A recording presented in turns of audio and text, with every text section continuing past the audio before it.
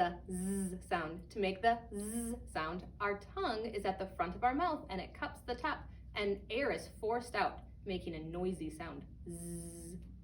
In Jolly Phonics, our action for the Z sound is like a bumblebee's wings. Z. Some words that begin with a Z sound are zero, Z, arrow, and zucchini, zucchini. We also have a zigzag, z-ig, z-egg. It's got two z's in it. And a zipper, z-ipper. This is the z sound. We are going to learn how to write the z sound. So to start, we start at our midline. We slide to the right. We go diagonal down to the bottom line, and then we slide to the right again. That is how you write the z sound.